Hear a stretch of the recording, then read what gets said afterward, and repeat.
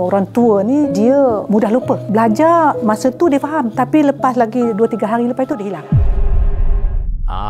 Jangan takut, jangan risau. Ni dia jari tajwid untuk membantu kita menjawab persoalan tajwid. Ya, Alhamdulillah saya rasa tajwid ni mudah. InsyaAllah lah apa yang kita baca tadi boleh ingat. Dan ni kaedah ni memang bagus. Benda ni sangat membantu. Dalam dia mudah digunakan sama ada oleh peringkat dewasa atau kanak-kanak. Tu dia, siap boleh pusing. Kaedah ni sebab dia pusing-pusing roda tu memang senang lah kan. Sebab bila pusing-pusing tu, okey saya dah nampak dah kala apa, so senang lah kan. Dalam masa yang sama, dia tak tinggal kita pusing sebab mesti semua orang tanya, jari tajwid ni dia ada QR code. Faham tak? Tu dia yang boleh di-scan supaya tahu macam mana cara nak mengguna dan nak sebut dan nak bacanya dengan cara tuan yang buat reka jari tajwid ni sendiri. Nampak simple, colourful lagu tu ya, tapi membantu. Tak perlu ingat dah dulu. Macam dulu kita perlu ingat. Sekarang dengan kad ni kita boleh rujuk dengan pantas. Cepat. Banding kalau kita nak selak buku lagi lama kan. Dengan kad lagi tenang. Menggunakan roda, sistem roda. Sangat bagus, sangat baiklah jari tajwid ni.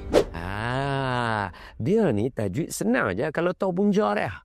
Jadi, apa kata klik button yang ada di bawah ni untuk maklumat lanjut.